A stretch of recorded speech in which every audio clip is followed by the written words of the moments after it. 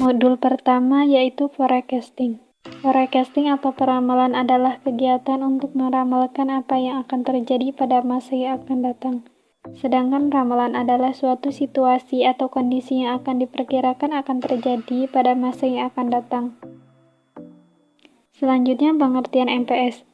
MPS adalah jadwal yang menentukan apa yang akan diproduksi, dalam kuantitas berapa dan kapan. MTS berfungsi sebagai penghubung antara perencanaan produksi dan operasional di lantai produksi. Pengertian RCCP. RCCP adalah proses untuk menentukan apakah kapasitas produksi tersedia untuk memenuhi MPS. RCCP berfungsi sebagai alat untuk mengevaluasi sumber daya yang dibutuhkan seperti tenaga kerja, mesin, dan fasilitas. Selanjutnya, moving average. Peramalan dengan teknik moving average melakukan perhitungan terhadap nilai data yang paling baru, sedangkan data yang lama akan dihapus. Peramalan dengan teknik moving average dapat dihitung menggunakan persamaan berikut. MAN sama dengan sigma AI atau N, di mana I adalah banyak data, yaitu 1, 2, 3, sampai N. N adalah angka periode rata-rata bergerak. AI adalah nilai aktual tahun ke min I. Selanjutnya, exponential smoothing. Exponential smoothing memerlukan perhitungan yang lebih sedikit dibandingkan moving average. Tidak memerlukan data historis dalam jangka waktu yang lama, melainkan hanya data terbaru yang dipakai untuk menghitung peramalannya. FT sama dengan FT-1 ditambah alpha dikali AT-1 dikurangi FT-1, di mana FT adalah peramalan periode ke min T. FT-1 adalah peramalan periode ke T-1. Alpha adalah konstanta smoothing. AT-1 adalah permintaan aktual atau penjualan untuk periode T-1. Selanjutnya, pengolahan dan pengumpulan data. Pada data umum produksi, terdapat 4 produk. Pada produk pertama, demand-nya yaitu ada 6, dan di sampingnya ada gambar grafiknya. Selanjutnya, peramalan dengan POM hasil running. Contoh produk ke-1, moving average. Pada moving average, MAD-nya yaitu 136. Pada exponential smoothing, MAD-nya yaitu 209,5. Pada exponential smoothing with trend, MAD-nya yaitu 250.913. Berdasarkan hasil dari peramalan dengan POM pada berbagai model, mari kita lihat hasil nilai yang paling kecil pada setiap produk. Produk pertama, nilai MAD-nya paling terkecil terdapat di model exponential smoothing dengan nilai 136. Pada produk kedua, nilai MAD-nya paling kecil terdapat di model moving average dengan nilai 219. Pada produk ketiga, nilai MAD-nya paling terkecil terdapat di model exponential smoothing dengan nilai 257.125. Pada produk keempat, nilai MAD-nya paling terkecil terdapat di model exponential smoothing dengan nilai 253.863. Baik, untuk materi selanjutnya yaitu modul 2 aggregate planning. Baik, selanjutnya yaitu pengertian aggregate planning. Pada dasarnya, perencanaan produksi agregat merupakan suatu proses penetapan tingkat output atau kapasitas produksi secara keseluruhan, guna memenuhi tingkat permintaan yang diperoleh oleh peramal dan pesanan dengan tujuan meminimalkan total biaya produksi. Selanjutnya yaitu tujuan aggregate planning. 1. Mengembangkan perencanaan produksi yang feasible pada tingkat menyeluruh yang akan mencapai keseimbangan antar permintaan dan supply dengan memperhatikan biaya minimal dari rencana produksi yang dibuat, walaupun biaya bukan satu-satunya bahan pertimbangan. 2. Sebagai masukan perencanaan sumber daya sehingga perencanaan sumber daya dikembangkan untuk mendukung perencanaan produksi. Yang ketiga yaitu meredam atau stabilisasi produksi dan tenaga kerja terhadap fluktuasi permintaan. Yang selanjutnya itu fungsi aggregate planning. 1. Menjamin rencana penjualan dan rencana produksi konsisten terhadap rencana strategi perusahaan. 2. Alat ukur performansi proses perencanaan produksi. 3. Menjamin kemampuan produksi konsisten terhadap rencana produksi. 4. Memonitor hasil produksi aktual terhadap rencana produksi dan membuat penyesuaian. 5. Mengatur persediaan produksi jadi untuk mencapai target dan membuat penyesuaian. 6. Mengarahkan penyusunan dan pelaksanaan jadwal induk produksi. Selanjutnya itu pengumpulan dan pengolahan data. Bisa dilihat data umum produksi sebagai berikut ya teman-teman. Yang selanjutnya itu peramalan dengan POM. Tabelnya seperti ini. Dan yang selanjutnya juga sama, masih peramalan dengan POM, dan ini tabel-tabelnya bisa dilihat dan diamati ya. Yang terakhir yaitu hasil analisa dan kesimpulan. Hasil analisa perhitungan metode-metode aggregate planning. Yang pertama yaitu smooth production. Dengan menggunakan metode ini, hasil perencanaan kapasitas produksi untuk memenuhi tingkat permintaan selanjutnya yaitu total cost-nya adalah 356.701 US dollar. Yang kedua itu smooth production. Dengan menggunakan metode ini, hasil perencanaan kapasitas produksi untuk memenuhi tingkat permintaan selanjutnya yaitu total cost-nya adalah 356.801 US dollar. Yang ketiga yaitu change current demand. Dengan menggunakan metode ini, hasil perencanaan kapasitas produksi untuk memenuhi tingkat permintaan selanjutnya yaitu total cost-nya adalah 364.256 US dollar. Keempat yaitu change previous demand. Dengan menggunakan metode ini, hasil perencanaan kapasitas produksi untuk memenuhi tingkat permintaan selanjutnya yaitu total cost-nya adalah 574.586 US dollar. Dan yang terakhir yaitu kontan ragtime dan odd and sub. Pada metode ini, hasil perencanaan kapasitas produksi untuk memenuhi tingkat permintaan selanjutnya yaitu total cost-nya adalah 282.653 US dollar.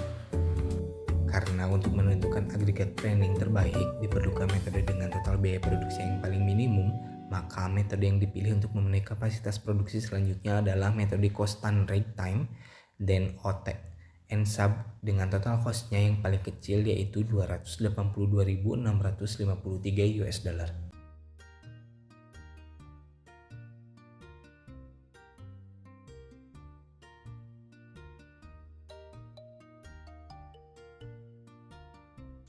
Untuk selanjutnya yaitu pengumpulan dan pengolahan data dari MPS. Di sini yang pertama ada data umum dari MPS. Di sini kami ada 12 periode. Ada data agregat dan data reguler produksi. Ini dari modul sebelumnya yaitu dari data agregat planning. Kami di sini mau membuat meja tamu dan meja belajar. Untuk hasil pengolahannya, dari meja tamu lot size-nya 500, safety stock-nya 1.500 dan on hand-nya 2.500. Dapat kita lihat data-datanya. Untuk meja belajar, lot size-nya 400, safety stock-nya 1.000 dan on hand-nya 2.500.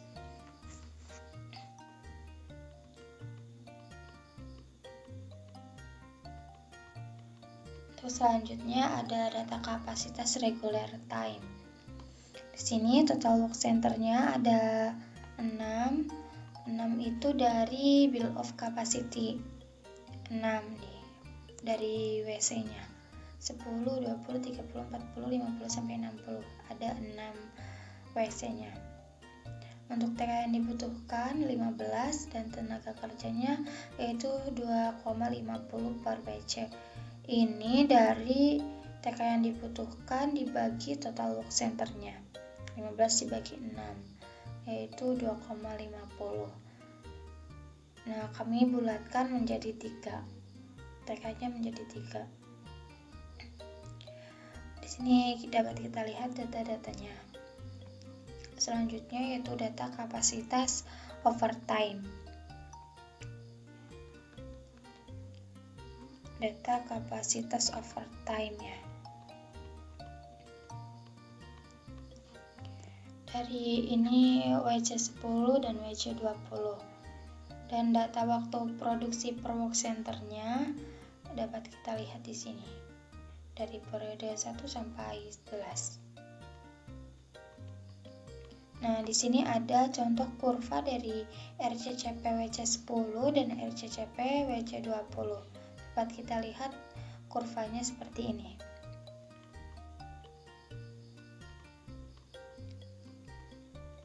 Untuk selanjutnya yaitu hasil analisa. Hasil pada data MPS di bawah ini merupakan pengolahan data untuk permintaan yang sedang diproduksi dan yang sedang direncanakan.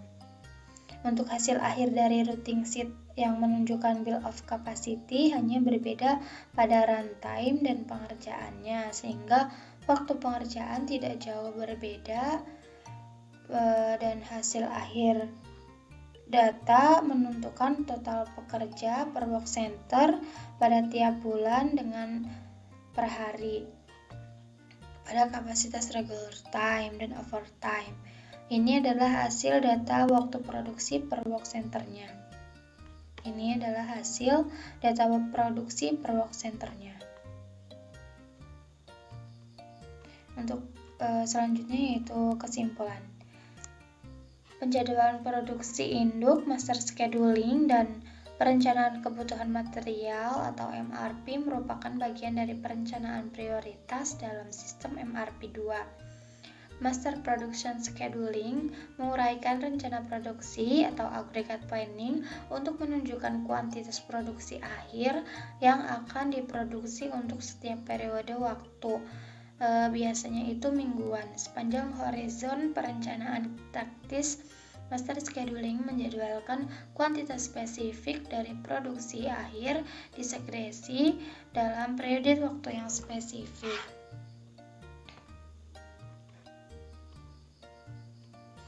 Untuk selanjutnya modul keempat yaitu Material Requirement Planning atau MRP. Langsung saja kita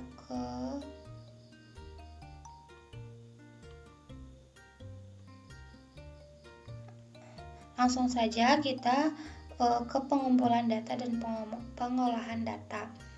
Nah, untuk datanya sendiri, karena MRP ini masih berhubungan dengan MPS modul yang sebelumnya, maka untuk mengolahnya kita ambil dari data yang sebelumnya. Di sini datanya.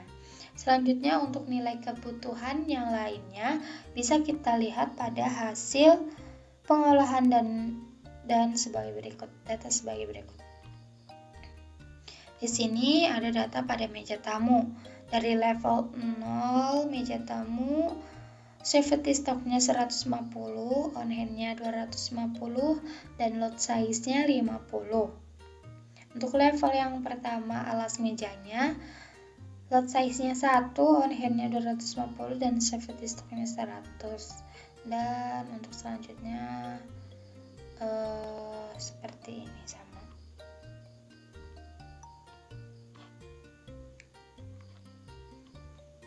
Untuk assembling satu mejanya ada kayu, paku, lem.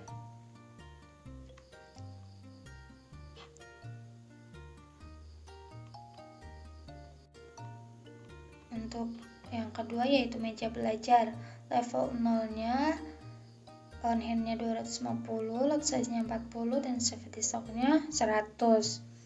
Level 1 alas mejanya, on hand-nya 300, lot size-nya 5, safety stock-nya 150. Ke bawah sama seperti yang di atas. Selanjutnya yaitu analisa. Hasil analisa MRP terhadap meja tamu dan meja belajar bisa kita rangkum sebagai berikut. Ini planned order, rilis meja tamunya di sini. Dapat kita lihat data-datanya seperti ini. Ini datanya dari yang sebelumnya itu. Yang tadi, yang level-level. Untuk kesimpulannya, secara keseluruhan, MRP memberikan hasil yang positif dan sangat membantu dalam berlangsungnya proses produksi meja tamu dan meja belajar. Dengan bantuan MRP dapat mengetahui meja tamu dan meja belajar, kapan produksi dapat dilakukan, dan kapan berapa jumlah bahan baku harus diadakan dan kapan produksi dapat diselesaikan. Dengan membuat dan menerapkan MRP, kita mendapat beberapa solusi dari permasalahan yang timbul akibat tidak direncanakannya pengadaan bahan baku yang dibutuhkan. Mungkin cukup sekian presentasi dari kelompok kami. Terima kasih.